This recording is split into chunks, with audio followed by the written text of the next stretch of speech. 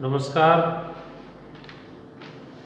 BA part third year में आपको मैथिली शरण गुप्त, जयशंकर प्रसाद के बाद निराला, सूर्यकांत त्रिपाठी निराला का जन्म 1896 ईस्वी में, मृत्यु 1961 ईस्वी में हुई थी। और निराला और सुमित्रानंदन पंत छायावाद के चार प्रमुख कवि थे। जयशंकर प्रसाद, सूर्यकांत त्रिपाठी निराला, सुमित्रानंदन पंत, महादेवी वर्मा, ये चार प्रमुख थे। जयशंकर प्रसाद प्रारंभ से और अंतिम समय तक छायावादी थे। निराला और पंत जब इन्होंने कविता करना शुरू किया था, जब ये छायावादी थे, लेकिन अंतिम समय में ये प्रगतिवाद की ओर उन्मुख हो गए हैं या प्रगतिवाद बन गए हैं। कुकुरमुत्ता और वह तोड़ती पत्थर, ये दोनों, कुकुरमुत्ता और वह तोड़ती पत्थर, ये दोनों इनकी प्रगतिवाद की कविताएं हैं। ठीक है। 1896 ईस्वी में जन्म हुआ, 1961 में मृत्यु हुई। तो निराला प्रारंभ में छायावादी थे, अंतिम समय में प्रगतिवाद की ओर उन्मुख हो चले हैं। राम की शक्ति पूजा और सरोज स्मृति, ये दो इनकी दीर्घ कविता हैं, जिनको हम महाकाव्य के रूप में भी जानते हैं। राम की शक्ति पूजा, राम युद्ध से पहले जो शस्त्र प्राप्त करता है, उनके लिए वो देवताओं की पूजा अर्चना करता है। और सरोज उनकी बेटी का नाम था, जिनकी अल्प समय में मृत्यु हो जाती है। और सरोज की स्मृति होती है याद। सरोज की स्मृति में जो कविता लिखी है, वो सरोज स्मृति में वो कहते हैं कि धन्य पिता में निरर्थक था, किंतु कुछ तेरे हित आ न सका, दुख ही जीवन की कथा रही, क्या कहूँ आज जो नहीं कही। तो निराला के जीवन में आर्थिक अभाव थे, आर्थिक कष्ट का, आर्थिक संकटों का बहुत सामना किया है। अनामिका, परमल, गीतकार, तुलसीदास, कुकुरमुत्ता, अणिमा, अपरा, नए पत्ते, अर्चना, आराधना, सांध्रकांतुली, राम की शक्ति पूजा, ये इनके काव्य संग्रह है। राम की शक्ति पूजा, सरस स्मृति और शेर सिंह का आत्मसमर्पण, ये इनकी दीर्घ कविता है। शेर सिंह का आत्मसमर्पण, ये इनकी दीर्घ कविता है। और प्रबंध काव्य की कोटि में रखा जाता है तीनों कविताओं को। राम की शक्ति पूजा और तुलसीदास दोनों इनके प्रबंध काव्य हैं। राम की शक्ति पूजा में तुलसी के गहन चिंतन, अभिव्यक्ति की सूक्ष्मता, प्रौढ़ता तथा जटिल भावाव्यक्ति का परिचय हमें देखने के लिए मिलता है। कुकुरमुत्ता और वह तोड़ती पत्थर पूंजी व्यवस्था पर तीखा प्रहार है, यानी प्रगतिवाद की, जिसे हम भारतीय राजनीति विज्ञान में मार्क्सवाद कहते हैं, हिंदी साहित्य में वही प्रगतिवाद है। और कुकुरमुत्ता और वह तोड़ती पत्थर प्रगतिवाद की या पूंजीवादी व्यवस्था के प्रति निराला का बहुत बड़ा एक आक्रोश इन कविताओं में देखने के लिए मिलता है। छायावाद के किसी अन्य कवि ने आधुनिक युग का सबसे युगांतर कवि या हिंदी साहित्य का शलाका पुरुष हम निराला को कहते हैं। और 1916 में उनकी प्रथम कविता जूही की कली प्रकाशित हुई थी। जूही की कली 1916 में प्रथम कविता थी जो प्रकाशित हुई थी। उस समय ये कविता हिंदी के जो सरस्वती पत्रिका थी, उसमें उनका संपादन नहीं किया था और इस कविता का मजाक उड़ाया गया था। बाद में यही निराला की प्रथम कविता, मुक्त छंद की पहली कविता, मुक्त छंद की पहली कविता मानी जाती है। ये निराला का सांध्य सुंदरी उनकी प्रगतिपरक कविता है, जिसमें संध्या का एक युवती या एक स्त्री के रूप में निराला ने चित्रण किया है कि जिस प्रकार सांध्य होते ही प्रकृति रूपी स्त्री आकाश से धीरे धीरे श्रृंगार करके इस धरा पर उतर रही है, उसका यहाँ चित्रण किया है। संध्या सुंदरी। दिवसावसान का समय, मेघ में आसमान से उतर रही। सांध्य बेला है, शाम का समय है। सभी पशु पक्षी अपने घोंसलों की तरफ, अपने घरों की तरफ लौट रहे हैं। जंगल को गए हुए जो जानवर हैं, हमारे गाय भैंस हैं, वो भी लौट रही हैं। शाम का समय है। मेघ में आसमान से उतर रही, अर्थात बादलों से घिरी हुई, मेघ में बादलों से युक्त आसमान से धीरे धीरे जो संध्या रूपी स्त्री है, जो शाम रूपी स्त्री है, इस धरा पर धीरे धीरे नीचे की तरफ आ रही है। वह संध्या सुंदर परीसी, जो संध्या रूपी सुंदरी है, वो कैसी दिखाई देती है? परी के समान सुंदर है। उसका जो सौंदर्य है, उसकी जो सुंदरता है, परी के समान दिखाई देती है। धीरे धीरे धीरे, जब शाम का समय होता है, धीरे धीरे शाम रात्रि के रूप में परिवर्तित हो जाती है। तो जो शाम रूपी सुंदरी है, वो धीरे धीरे आकाश से धीरे धीरे कदमों को बढ़ाते हुए इस पृथ्वी पर, यानी अभी थोड़ा धुंधलका है, हल्का सा उजाला है, लेकिन 10-15 मिनट बाद देखोगे तो संध्या रूपी स्त्री ने पूरे उजाले को अपने आवरण में ढक लिया है। यह संध्या रूपी जो परी के समान सुंदर स्त्री है, जिसने एक काला आवरण उस पृथ्वी पर ढक दिया है, पृथ्वी को चारों तरफ से घेर लिया है। तिमरांचल में चंचलता का नहीं कहीं आवाज। अभी दिन में आपको अनेक प्रकार की कोलाहल आवाजें सुनाई देती हैं, लेकिन रात्रि के समय तिमर मीन्स अंधकार के समय कहीं से कोई आवाज या कोई निशान या कोई हलचल नहीं सुनाई देती है। धीरे धीरे लोगों की हलचल भी समाप्त होती चले जाती है, या लोग सुसुप्त अवस्था में उनकी इंद्रियां शिथिल हो जाती हैं। अंधकार के शुरू होते ही लोगों की कोलाहट, लोगों की हलचल, लोगों की जो वार्तालाप है, वो धीरे धीरे बंद होता चला जाता है। मधुर मधुर है दोनों उसके अधुर, और होठ, अंधकार और उजाला दोनों उस प्रकृति रूपी के सुंदर होठ हैं, किंतु गंभीर नहीं उनमें हास विलास। उस प्रकृति के आकाश से धीरे धीरे पृथ्वी पर आ रही है, और उसके हास विलास नहीं है। उस प्रकृति की नीरवता है, नैराश्य है, कहीं से भी आवाज नहीं सुनाई देती। स्निग्ध वातावरण है, चारों तरफ घोर अंधकार ही अंधकार दिखाई देता है। हंसता है तो केवल तारा है। और निराला जी कहते हैं कि आकाश में केवल तारे हंसते हुए दिखाई देते हैं, तारे चमकते हुए दिखाई देते हैं। और रात्रि के नीरवता में, रात्रि के नीरस वातावरण में चारों तरफ से कोलाहल, हलचल सब बंद हो जाती है।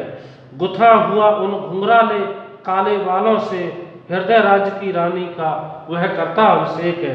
हृदय राज की रानी यानी रात्रि का अभिषेक करता हुआ एक जो तारे हैं, ऐसे लगता है जैसे उस परी रूपी सुंदर स्त्री, संध्या रूपी सुंदर स्त्री का जो रात्रि का अंधकार है, उसका अभिनंदन या उसका स्वागत करता हुआ दिखाई देता है। उसके बालों में, उन काले घुंघराले बालों में उस रात्र रूपी रानी का स्वागत करता हुआ दिखाई देता है। अलसता की सी लता किंतु कोमलता की वह कली। अलसता, और लोग जैसे जैसे रात्रि का बढ़ती जाती है, लोग नींद के आगोश में समाते चले जाते हैं, और लोग विश्राम करने के लिए अपने घरों में अंदर चले जाते हैं। अलसता की सी लता, और रात्रि का जैसे जैसे रात्रि बढ़ती है, और वो रात्रि आलस से युक्त, यानी उसमें नींद भरी हुई कि लता के समान दिखाई देती है, किंतु कोमलता की वह कली, लेकिन वह कोमल है, शरीर से कोमलांगी है, कोमल अंगों वाली है। सखी नीरवता के कंधे पर डाले भाए, और रात्रि उसके कंधे पर, नीरवता, उसके नीरवता मीन्स निराशा, ये चारों तरफ शांति का जो आवरण है, उसके कंधे पर अपनी बाहें डालकर रात्रि छांसी अंबर पथ से चली, और आकाश रूपी पथ से उस परी संध्या रूपी सुंदर स्त्री के समान, जो स्वर्ग की परी के समान दिखाई देती है, धीरे धीरे इस पृथ्वी पर अवतरित होती है, धीरे धीरे इस पृथ्वी पर उतर रही है। नहीं बजती उसके हाथों में कोई वीणा। अब उसके हाथों में कोई वीणा नहीं है, अर्थात उसके हाथों में कोई वाद्य यंत्र नहीं है। यह रात्रि के प्रारंभ होते ही जो दिन का कोलाहल था, दिन का उजाला था, दिन की जो हलचल थी वो समाप्त होती चली जाती है।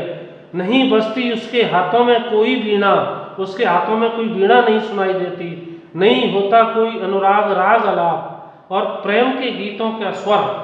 रात दिन में अनेक प्रकार की आवाजें कोलाहल सुनाई देती है, लेकिन रात्रि के समय कोई आवाज, कोई कोलाहट नहीं सुनाई देती है। स्निग्ध नीरसता और नीरवता चारों तरफ फैल जाती है।